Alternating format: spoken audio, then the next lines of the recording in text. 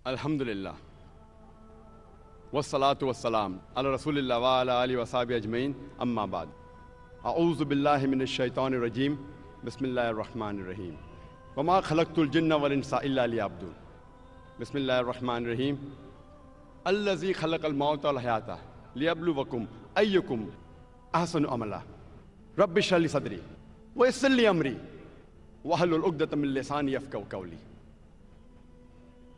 শ্রদ্ধেয় বিশেষজ্ঞগণ, বক্তাগণ, অতিথিবৃন্দ, শ্রদ্ধেয় গুরুজনেরা, প্রিয় ভাই ও বোনেরা এবং সেই লাখ লাখ দর্শক যারা টিভিতে বসে এই অনুষ্ঠানটা দেখছেন, আপনাদের স্বাগত জানাই ইসলামিক সম্ভাষণে।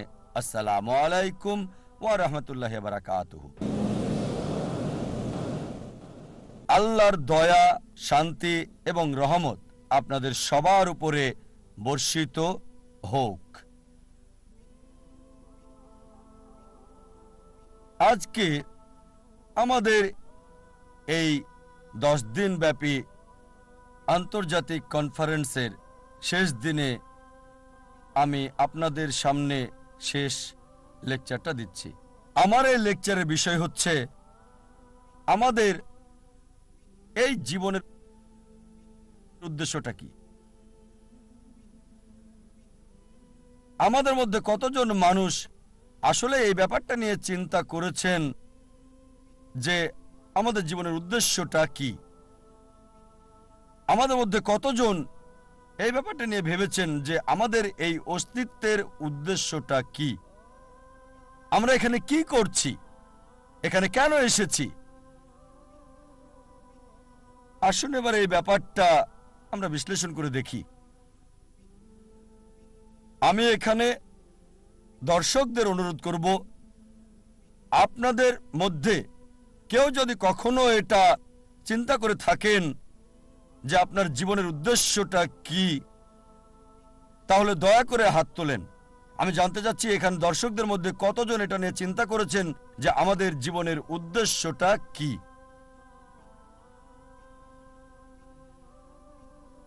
এখান থেকে দেখতে পাচ্ছি 10-15 জন, খুব বেশি হলে 100 জন। এখানে প্রায় 1 লাখ মানুষ আছেন।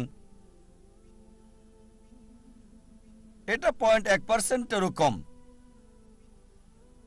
অনেকে হয়তো হাত তুলতে লজ্জা পাচ্ছেন, তারপর এটা বলতে পারি যে এই মানুষের মধ্যে 0.1%-এরও কম এই ব্যাপারটা নিয়ে চিন্তা ভাবনা করেছেন যে আমাদের জীবনের উদ্দেশ্যটা কি। এখন আমাদের জীবনের উদ্দেশ্যটা কি এটা নিয়ে জানা খুবই কি জরুরি। আপনাদের আমি একটা উদাহরণ দিচ্ছি। মনে করেন একজন লোক হাঁটতে হাঁটতে একটা মোড়ের উপরে আসলো, তখন সে আরেকজনকে জিজ্ঞেস করলো, এই রাস্তাটা কোন দিকে গেছে ভাই? সেই পথিক বলল, আপনি কোথায় যেতে চান? লোকটা বলল, যে কোনো জায়গায়। তখন পথিক বলবে, যে কোনো পথে চলে যান, কোনো সমস্যা হবে না। এখানে এই লোকটার কোনো উদ্দেশ্য নেই। লোকটা যেসব কাজ করে তার সেই কাজগুলো কোনো পার্থক্য সৃষ্টি করে না, কারণ সে কোনো গন্তব্যে যায় না। আমাদের মধ্যে অনেকেই ঠিক এভাবেই জীবনযাপন করছেন।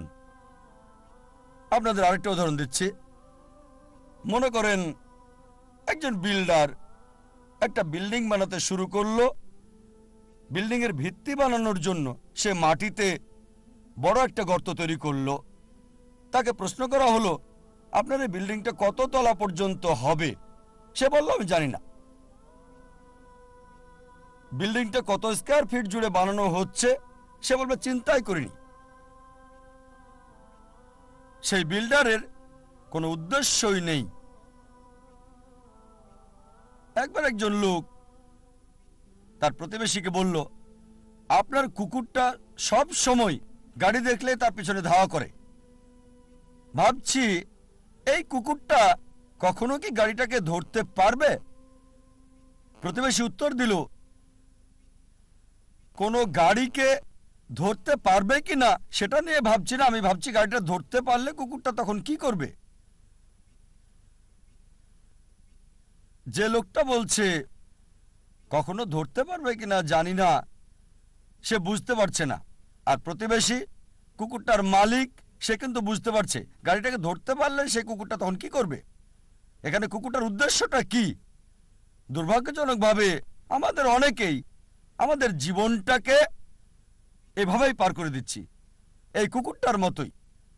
লোকজন গ্র্যাজুয়েশন করে, তাদের জিজ্ঞেস করবেন আপনি গ্র্যাজুয়েশন করছেন কেন, তারা কারণটা জানে না।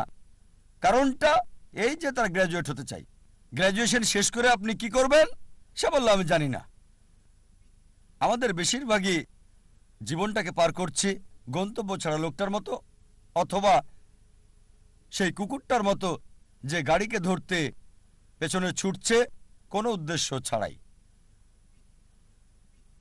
আমাদের অনেকেই আমরা না বুঝেই অন্য মানুষের উদ্দেশ্যকে নকল করি। কোনো ছাত্রকে প্রশ্ন করবেন আপনি কমার্স পড়ছেন কেন, সে উত্তর দেবে কারণ আমার বন্ধু কমার্স পড়ছে। আবার অনেকেই বিভিন্ন অভিনেতা আর মডেলদের নকল করার চেষ্টা করে, তারা এটা না বুঝেই করে। একবার এক লোক গ্রাম থেকে বোম্বেতে আসলো বড়লোক হওয়ার জন্য। তাকে একবার প্রশ্ন করা হলো যে আপনি বোম্বেতে আসলেন কেন। সে তখন বলল আমি হিন্দি সিনেমায় দেখেছি অমিতাভ বচ্চন খুব গরিব ছিল, তারপর বোম্বেতে এসে এক রাতের মধ্যে অনেক বড়লোক হয়ে গেল। এজন্য আপনারা প্রায় দেখবেন বোম্বের আশেপাশের এলাকা থেকে লোকজন বোম্বেতে চলে আসে যাতে সে এক রাতে ধনী হয়ে যেতে পারে। এই কারণে আমরা দেখতে পাই বোম্বেতে বস্তির সংখ্যা বেড়েই যাচ্ছে। অনেক সময় আপনারা দেখবেন যে অভিনেতা আর মডেলরা ব্র্যান্ড অ্যাম্বাসাডর হয়, বিভিন্ন পণ্যের মার্কেটিংও করে।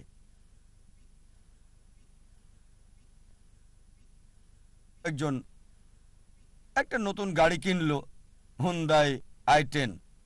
তাকে প্রশ্ন করা হলো আপনি এই গাড়িটা পছন্দ করলেন কেন, হুন্ডাই i10। সে বলল আমার প্রিয় অভিনেতা শাহরুখ খান, তার একটা হুন্ডাই i10 আছে। আমি জানি না যে শাহরুখ খান ওই অ্যাড ছাড়া আর কখনো হুন্ডাই i10-এ বসেছেন কি না।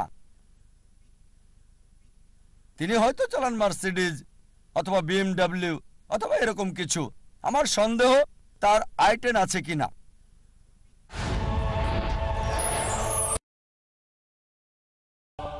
শাহরুখ খান মডেল হয়েছেন ঘড়ির, ট্যাগ হিওর ঘড়ির, তিনি ব্র্যান্ড অ্যাম্বাসেডর এই বিখ্যাত ট্যাগ হিওর ঘড়ির। আর আমরা দেখি যে অনেক ভক্তই তার এই ঘড়ি কিনে থাকে। এখন শাহরুখ খানের অভিনয়ের সাথে এই ট্যাগ হিওরের সম্পর্কটা কি? এই ট্যাগ হিওর ঘড়িটা কি তার অভিনয়ের ক্ষেত্রে কোনো সাহায্য করে যাচ্ছে? আমার তো মনে হয় শাহরুখ খান বিখ্যাত হওয়ার পরে এই ট্যাগ হিওর ঘড়ি পরেছেন। এরকম বিভিন্ন উপায়ে মিডিয়ায় পণ্যের মার্কেটিং করা হয়, আর দুর্ভাগ্যজনকভাবে আমরা অন্য মানুষকে নকল করার চেষ্টা করি, বেশিরভাগ সময় কিছু না বুঝেই। মনে করেন একজন ধনী লোক একটা টেক্সটাইল মিল কিনলো। প্রশ্ন করা হলো আপনি এই টেক্সটাইল মিল কিনলেন কেন? সেই লোক বলল যে আমি খোঁজ খবর নিয়ে জানতে পেরেছি টেক্সটাইল ব্যবসায় অনেক বেশি লাভ করা যায়। তারপর জিজ্ঞেস করা হলো আপনার কাছে কি কোনো ভালো রিপোর্ট আছে? সে বলল না। ব্যবসা দেখাশোনার জন্য কি কাউকে ঠিক করেছেন? কাউকে সেই কোম্পানির চিফ এক্সিকিউটিভ অফিসার কি বানিয়েছেন? সে বলল না। এখানে কত পার্সেন্ট লাভ করতে চান আমি জানি না। তারপর কাঁচামাল কোথা থেকে কিনবেন ওটা তো চিন্তা করিনি। আপনি টেক্সটাইল বিক্রি করবেন কোথায়? সে বলল জানি না। আপনার কি মনে হয় এই মিল মালিক টেক্সটাইল ব্যবসায় কোনো লাভ করতে পারবে। আবার ধরেন আরেকজন লোক, তার একটা উদ্দেশ্য, তার উদ্দেশ্য হচ্ছে পৃথিবীর সেরা বিজ্ঞানী হওয়া। সে কি করলো?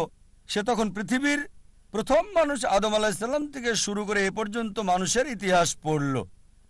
এভাবে অনেক পড়াশোনা করে জানতে পারলো যে পৃথিবীর ইতিহাসে এ পর্যন্ত সবচেয়ে সেরা বিজ্ঞানী স্যার আইজ্যাক নিউটন। আর এই কথাটা সঠিক। এটা জানার পর সে কি করলো? নিউটনের মতো হওয়ার জন্য সে মাথার চুল লম্বা রাখতে লাগলো, আইজ্যাক নিউটনের মতো কার্লি। তারপর জুতা পরতে লাগলো তার মতো। তারপর সে জামা কাপড়ও পরতে লাগলো। সেই লোক কি নিউটনের মতো বিজ্ঞানী হতে পারবে? তার একটা উদ্দেশ্য আছে, তবে প্ল্যানিংটা হচ্ছে ভুল। প্ল্যানিং অবশ্যই আছে, সে বিজ্ঞানীদের নিয়ে পড়াশোনাও করেছে, কিন্তু প্ল্যানিংটা ছিল ভুল। এবার মূল প্রশ্নে আসি যে আমাদের জীবনের মূল উদ্দেশ্যটা কি? পৃথিবীতে আমাদের এই অস্তিত্বের উদ্দেশ্যটা কি? আপনাদের কি মনে হয় কে এই প্রশ্নের সঠিক উত্তরটা দিতে পারবেন যে পৃথিবীতে আমাদের জীবনের উদ্দেশ্যটা কি? কে? ডাক্তার জাকির নায়েক পারবেন? অবশ্যই এর উত্তর হবে না। তাহলে কি বিজ্ঞানীরা এই প্রশ্নের উত্তর দিতে পারবেন? এবার উত্তর না। তাহলে কি দার্শনিকরা এর উত্তর দিতে পারবেন? তারাও পারবেন না। এই প্রশ্নের সবচেয়ে সেরা উত্তর যে আমাদের জীবনের উদ্দেশ্যটা কি, এর উত্তর দিতে পারবেন আমাদের স্রষ্টা সর্বশক্তিমান আল্লাহ সুবহানাহু ওয়া তাআলা। আমার লেকচারের শুরুতে পবিত্র কোরআনের একটা আয়াত বলেছিলাম, সূরা জারিয়াত অধ্যায় 51 আয়াত 5 ও 6। এখানে আল্লাহ বলেছেন, ওয়ামা খালাকতুল জিন্না ওয়াল ইনসা ইল্লা লিয়াবুদুন। আমি জিন এবং মানুষকে সৃষ্টি করেছি আমার ইবাদতের জন্য। জিন এবং মানুষকে সৃষ্টি করেছি শুধু আমার ইবাদতের জন্য। এখানে আরবি শব্দ হচ্ছে ইবাদা, মূল শব্দ আব থেকে এসেছে, যার অর্থ চাকর, এর মানে দাস। ইবাদা মানে নির্দেশ পালন, মানে গোলামি, এর মানে অনুগত, সমর্পণ করা। সংক্ষেপে ইবাদা মানে গোলামি বা আল্লাহ সুবহানাহু ওয়া তাআলার নির্দেশ মান্য করা। আমাদের স্রষ্টা সর্বশক্তিমান আল্লাহর যা কিছু আল্লাহ সুবহানাহু ওয়া তাআলা সর্বশক্তিমান আল্লাহ নির্দেশ দিয়েছেন আমরা মানি, এটাই হচ্ছে ইবাদা, এটাই প্রার্থনা। যেমন ধরেন আল্লাহ সুবহানাহু ওয়া তাআলা বলেছেন 5টি পিলার মানতে হবে। যদি তাওহীদে বিশ্বাস করেন যে কোনো উপাস্য নেই আল্লাহ ছাড়া, তাহলে ইবাদত করছেন, আপনি আল্লাহর উপাসনা করছেন। যদি প্রার্থনা করেন, সালাহ আদায় করেন, আপনি ইবাদত করছেন, আল্লাহ সুবহানাহু ওয়া তাআলার উপাসনা করছেন। যদি যাকাত দেন, বাধ্যতামূলক দান, ইবাদত করছেন, আল্লাহ সুবহানাহু ওয়া তাআলার উপাসনা করছেন। যদি রোজা রাখেন, ইবাদত করছেন, আল্লাহ সুবহানাহু ওয়া তাআলার উপাসনা করছেন। আল্লাহ কোরআনে বলেছেন যে প্রতিবেশীর হক আদায় করতে হবে, তাই যদি প্রতিবেশীর হক আদায় করেন, যেহেতু কোরআন বলছে সূরা মাউন অধ্যায় 107 আয়াত 7, তাহলে ইবাদত করছেন, আল্লাহ সুবহানাহু ওয়া তাআলার উপাসনা করছেন। যদি বিরত থাকেন যেগুলো থেকে সর্বশক্তিমান স্রষ্টা আল্লাহ সুবহানাহু ওয়া তাআলা বিরত থাকতে বলেছেন, তাহলে আপনি ইবাদত করছেন। যদি মদপান থেকে বিরত থাকেন, আপনি ইবাদত করছেন। যদি শুকর না খান, তাহলে আপনি ইবাদত করছেন, আল্লাহ সুবহানাহু ওয়া তাআলার উপাসনা করছেন। যদি বিরত থাকেন চুরি করা থেকে, ধোঁকা দেওয়া থেকে, মিথ্যে বলা থেকে, আপনি ইবাদত করছেন, আল্লাহ সুবহানাহু ওয়া তাআলার উপাসনা করছেন। সংক্ষেপে আল্লাহ সুবহানাহু ওয়া তাআলার নির্দেশ মান্য করলে, নিজের ইচ্ছাকে আল্লাহর কাছে সমর্পণ করলে আপনি ইবাদত করছেন, আপনি আল্লাহ সুবহানাহু ওয়া তাআলার উপাসনা করছেন। আর মানুষের প্রতিটি কাজই ইবাদত বললে গণ্য হবে যদি দুটি শর্ত মানেন। এক নম্বর হচ্ছে কাজটি করা হবে কেবলমাত্র আমাদের স্রষ্টা আল্লাহ সুবহানাহু ওয়া তাআলার সন্তুষ্টির জন্য। 2 নম্বর হচ্ছে কাজটি করা হবে সুন্নাহ অনুসারে, সর্বশেষ এবং চূড়ান্ত নবী মুহাম্মদ সাল্লাল্লাহু আলাইহি সাল্লাম যেভাবে করেছেন। যদি আপনার কাজে এই দুটো বিষয় থাকে, প্রতিটি কাজই ইবাদতের অন্তর্ভুক্ত হয়ে যাবে, প্রার্থনা বলে গণ্য হবে। যখন কোনো যন্ত্র কিনেন, সেই যন্ত্রের সাথে একটা নির্দেশিকা বই দেওয়া হয়। যদি আপনি মানুষকে মেশিন বলে ধরেন, তাহলে একমত হবেন যে মানুষ হচ্ছে সবচেয়ে জটিল মেশিন এই পৃথিবীর বুকে। আপনার কি মনে হয় না এই মানুষের জন্য এই মেশিনের নির্দেশিকা বই দরকার আছে? মানুষের জন্য সর্বশেষ এবং চূড়ান্ত নির্দেশিকা বই হচ্ছে পবিত্র কোরআন। পবিত্র কোরআন আল্লাহ সুবহানাহু ওয়া তাআলার সর্বশেষ এবং চূড়ান্ত নির্দেশ, যা সর্বশেষ ও চূড়ান্ত নবী মুহাম্মদ সাল্লাল্লাহু আলাইহি ওয়াসাল্লামকে দেওয়া হয়েছে। সর্বশেষ ও চূড়ান্ত নির্দেশিকা মানব জাতির জন্য। কোনটা করবে আর করবে না, কিভাবে একজন মানুষ জীবনযাপন করবে, তা দেওয়া আছে এই নির্দেশিকা বই পবিত্র কোরআনে।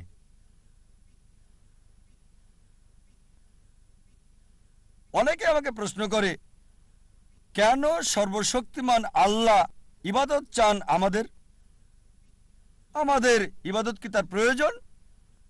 কেন চান আমরা তার প্রশংসা করি?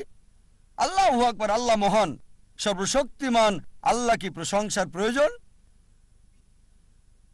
আল্লাহ উত্তর দিচ্ছেন পবিত্র কোরআনে, সূরা ফাতির অধ্যায় 35 আয়াত 15, হে মানুষ, তোমরাই আল্লাহর মুখাপেক্ষী, আর আল্লাহ সকল অভাব মুক্ত, সকল প্রশংসা তার। কোরআন বলছে সূরা ফাতিরে অধ্যায় 35 আয়াত 15, হে মানুষ, তোমরাই আল্লাহর সাহায্য প্রার্থী, আল্লাহ সকল অভাব মুক্ত, প্রশংসা কেবল তারই। আমাদেরকে আল্লাহ সুবহানাহু ওয়া তাআলা ইবাদত করতে বলেন, তার প্রশংসা করতে বলেন, তার ভালোর জন্য নয়, আমাদের ভালোর জন্য।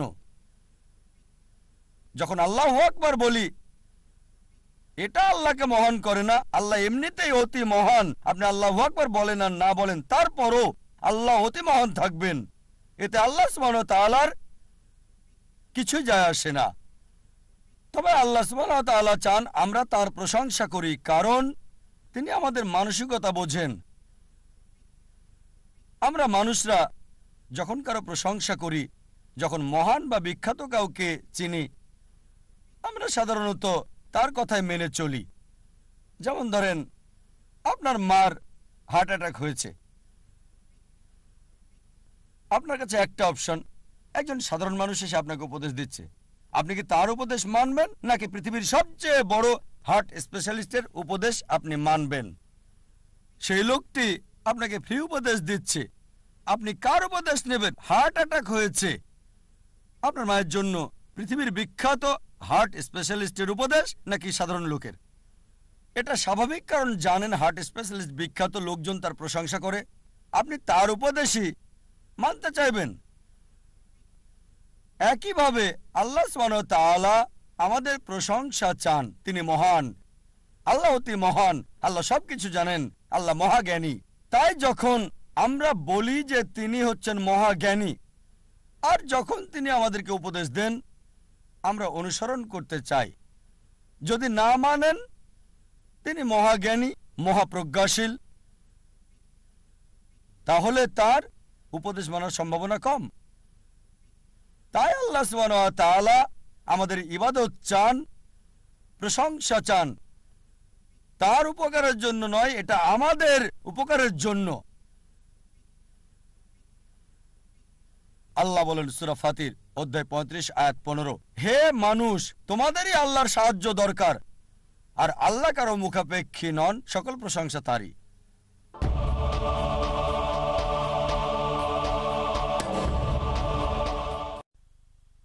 আল্লাহ সুবহানাহু ওয়া তাআলা আমাদের ইবাদত চান, প্রশংসা চান, তার উপকারের জন্য নয়, এটা আমাদের উপকারের জন্য। আল্লাহ বলেন সূরা ফাতির অধ্যায় ৩৫ আয়াত ১৫, হে মানুষ, তোমাদেরই আল্লাহর সাহায্য দরকার, আর আল্লাহ কারো মুখাপেক্ষী নন, সকল প্রশংসা তারই। আরেকটা উদাহরণ দিচ্ছে। ধরেন কোন এক দম্পতি বিয়ে হয়েছে কয়েক বছর আগে, তাদের কোনো সন্তান নেই। সাধারণত অধিকাংশ এরকম দম্পতি দুঃখে থাকে।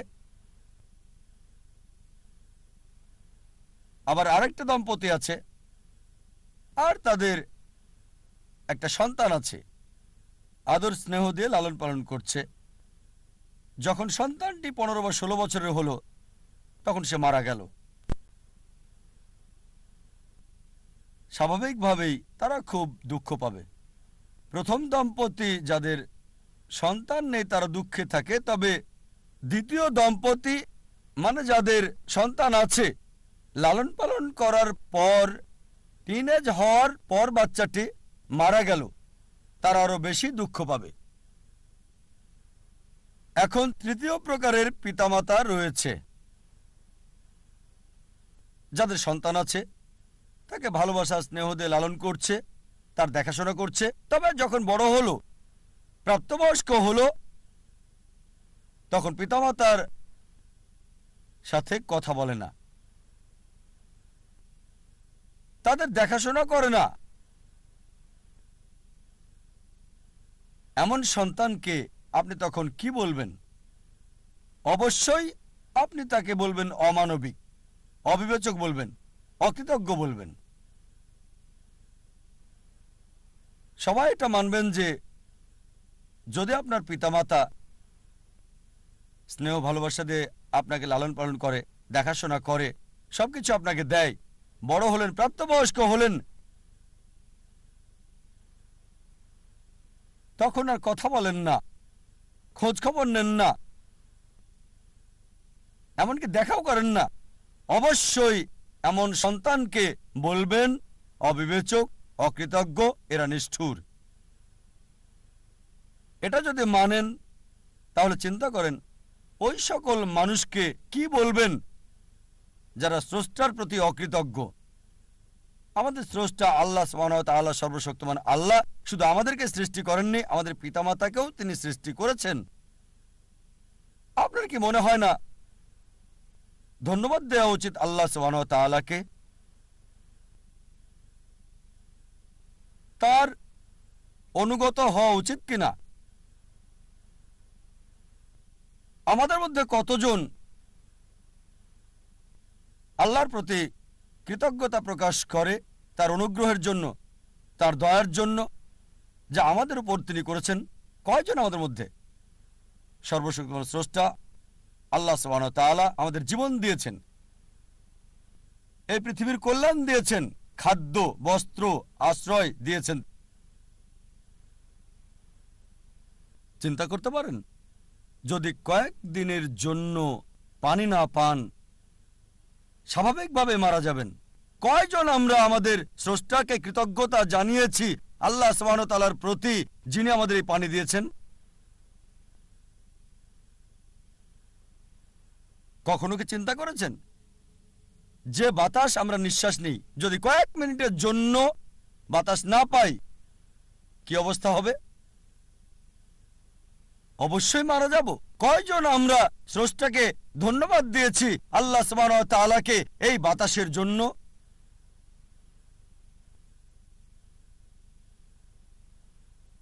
আল্লাহ বলেন কোরআনে সূরা ইব্রাহিম অধ্যায় 14 আয়াত 34, যদি তুমি গণনা করো এই নিয়ামত আল্লাহ তাআলার, গুণে শেষ করতে পারবে না। আর মানুষ আসলেই অবিবেচক, অকৃতজ্ঞ।